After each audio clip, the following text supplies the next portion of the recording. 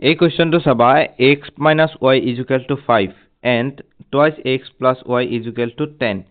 সমাধানত y ৰ মান কিমান অৰ্থাৎ x ৰ মানটো সোধা নাই বহুতে x ৰ মানটো উলিয়াই খেলিমেলি কৰিব কিন্তু ইয়াতে আমাক সুধিছে y ৰ মানটো কিমান গতিকে আমি ইয়াতে স্পষ্টকৈ দেখিবলৈ পাইছো আমি পোনপ্ৰথমতে এনেকৈ লিখি লৈছো x minus y is equal to 5 এইটো তোমালোকে সমীকৰণ নম্বৰ 2 দিয়া আৰু এইফালে তোমালোকৰ twice x plus y is equal to 10 এইটো সমীকৰণ নম্বৰ 1 দিয়া এতিয়া দুয়োটা সমীকৰণে যোগ কৰি দিয়া সমীকৰণ 1 plus 2 তো তোমালোকে ইয়াতে যোগ কৰি দিয়াৰ পিছত তোমালোকে ইয়াতে পাই যাবা যে x minus y plus twice x plus y is equal to 5 plus 10 so here will be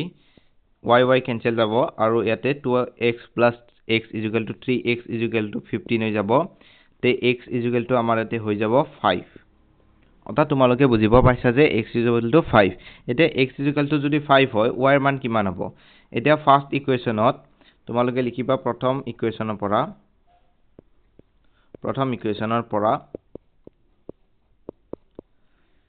x ৰ মানটো পাইছো আমি 5 তে y ৰ মানটো উলিয়াব লাগে x minus y is equal to 5